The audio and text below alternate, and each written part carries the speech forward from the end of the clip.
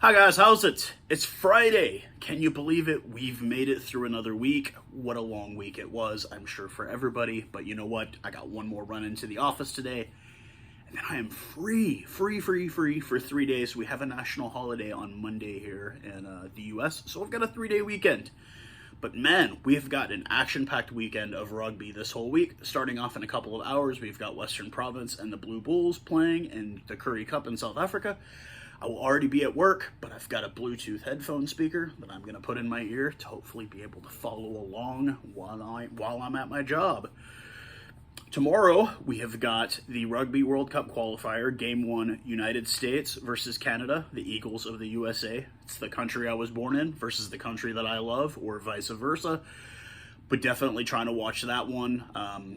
For those of you overseas, I know you're probably like, what? USA? Canada? Hey man, Canada made the quarterfinal, I believe, in 1991? Yeah, it's weird, right? Canada, of all teams, yeah. But, and then the U.S., they're going to be playing in Newfoundland, I think it's in St. John's, maybe, in Newfoundland, up in far northeastern Canada. If any of you guys ever watched Trailer Park Boys, yeah, towards that direction. They don't sound like me, they sound more like that. Anywho, and then obviously the big game on the weekend, we've got the mighty All Blacks of New Zealand taking on the Australia Rubbish Bin Fire, also known as the Wallabies. Got some lineup sheets here. I'm not even really going to even go through them with Australia. The big one that everybody is kind of like, what?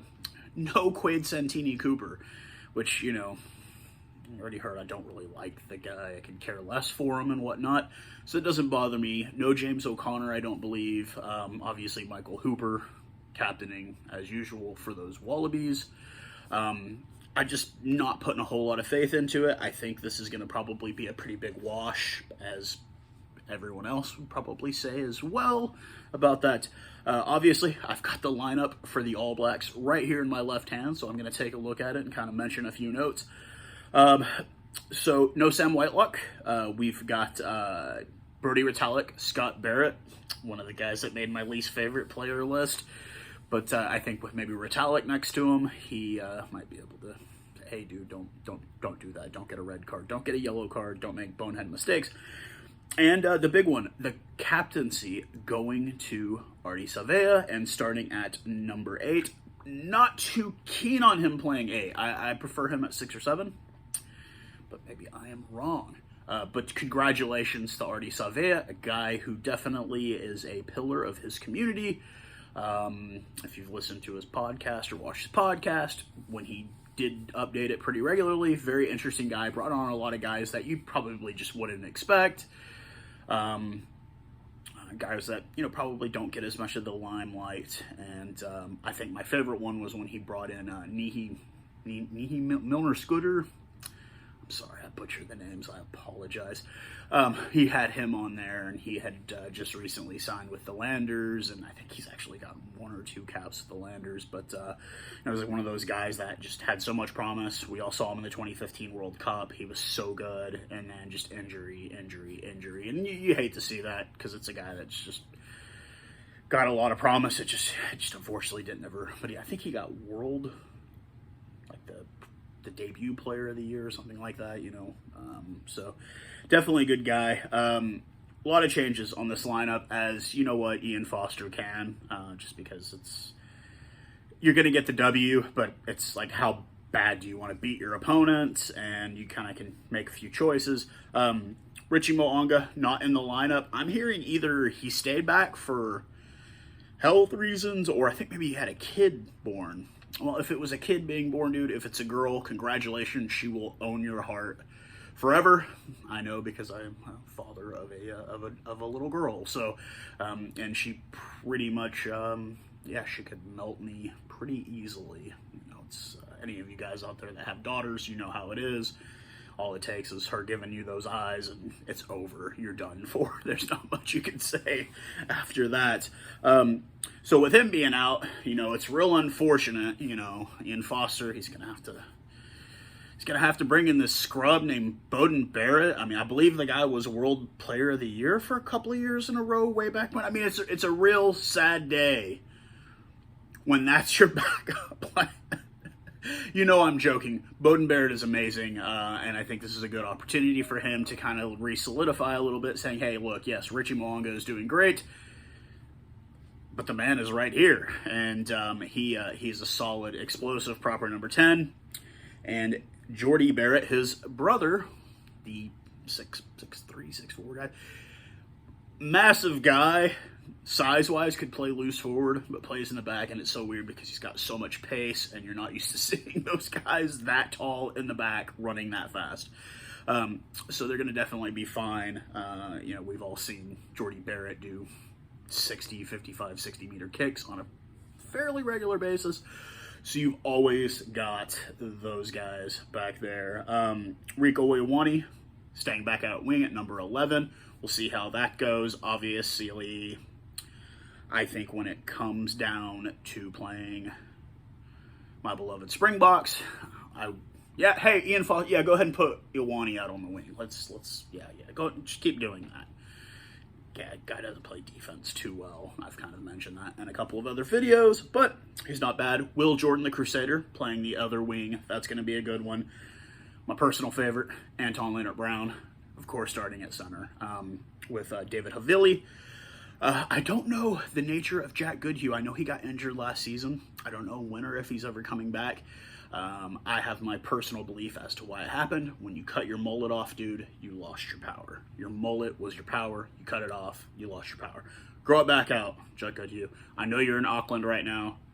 Grow it back out, or maybe you went back out to Northland. Pretty normal lineup. Dalton Papali'i, Akira Iwani. That guy's, yeah. 2 cents. That's his guy for the MMA guy. UFC fighter would be Akira Iwani.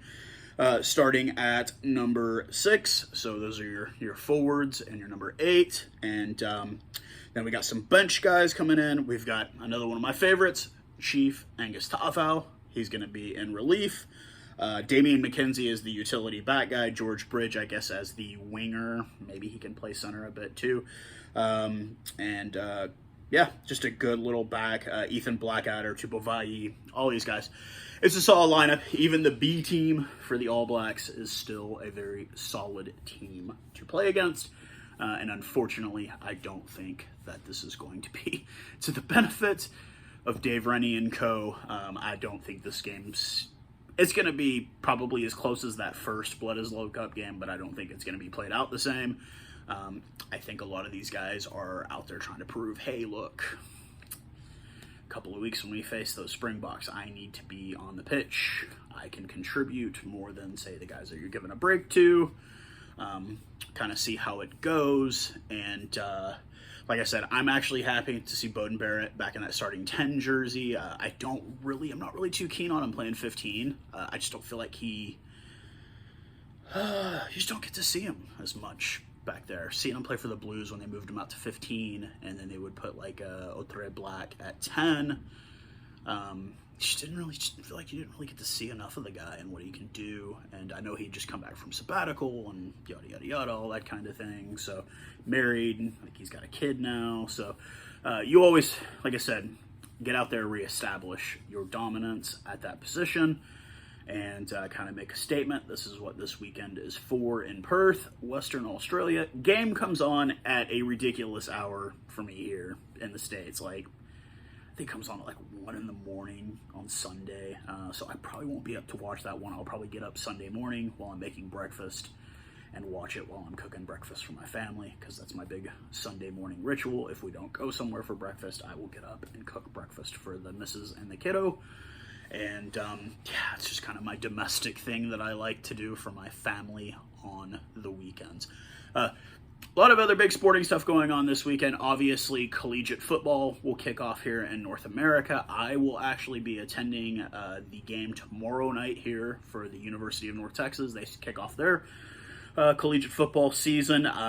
We'll probably make a video so you guys can kind of get the experience of what it's like to go to a collegiate gridiron football game in this country and see the stadium, the lights, the music, the crowd, everything. Just kind of it's just a good vibe. I know for a lot of you guys, unfortunately, living in a lot of parts of the world, you don't know what it's been a while since you've been able to be a spectator at a sporting event. And hopefully, you know, these vaccines keep getting rolled out everywhere, and you can get back to going to live matches with your mates, get a beer, get a, you know, sausage roll. Yeah, it's just, you know what I mean? Like, I know how it feels. It sucks. We didn't get to go for a while here, and even when we did go back, it was very odd. You know, even tomorrow at the game, the state I live in doesn't have a masking mandate, but the county and the city I live in do.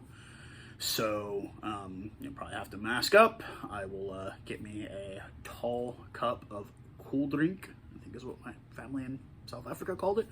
We just call it, Texas, everybody calls everything Coke. I say soda. It just kind of gives away my lack that I'm not really truly a Texan, I guess. But yeah, get me a soda and probably a pretzel or something and enjoy some collegiate football. Mrs. will not be attending with me. She doesn't like the heat, and it will be hot outside tomorrow night, even at 6:30, 7 p.m. kickoff time. It's going to still be pretty bloody hot outside. So, yeah, that'll be that for the weekend. I'm sure I will do another video tomorrow talking about the USA Eagles Canada game. That's going to be very exciting for me. Some pretty weird omissions on both sides of that, but it looks like AJ McGinty is at full health and will be coming off the bench in support for the U.S. And yeah, no Vandermerva, no DTH Vandermerva for Canada, which was like a really big shock. Maybe he's injured. No Tyler Ardron, which, you know, I remember him playing for the Chiefs and Waikato for a bit. I think he's playing in France now. Yeah, he is ominously absent from that Canadian squad. Maybe it's an injury, or maybe it's just, you know, maybe he's done playing international test rugby. Who knows? I know that DTH Vandermerva had a hell of a season playing out in LA, where they won the MLR championship in their first season with Gateau and Adam Ashley Cooper and all those great guys. Those were great Wallabies. I'll hand that. Those were good Wallabies, those guys right there.